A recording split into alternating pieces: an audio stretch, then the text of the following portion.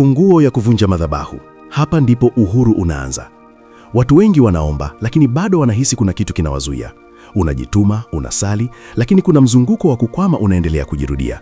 Hii inaonyesha kuna mizizi ya kiroho, madhabahu, ambayo bado haijaguswa moja kwa moja. Kuvunja madhabahu si kwa maombi ya juu, ni kwa kugusa mzizi halisi wa tatizo. Funguo za kuvunja madhabahu. Kwanza, tambua chanzo.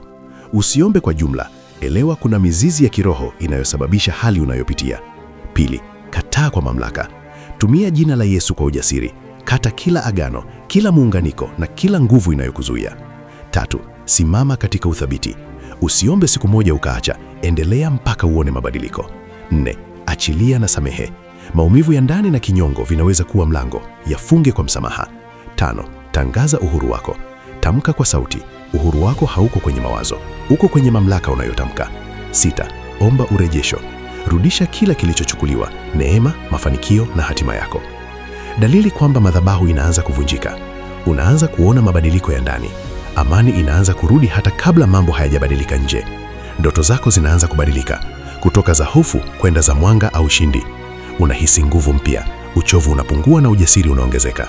Mambo yanaanza kufunguka taratibu, milango iliyokuwa imefungwa inaanza kujifungua. Maana yake ni nini? Hii inaonyesha mzizi umeanza kuguswa, na unapogusa mzizi, mabadiliko hayawezi kuzuiwa. Neno la Mungu, Waamuzi 6:25-26, bomoa madhabahu ya baba yako.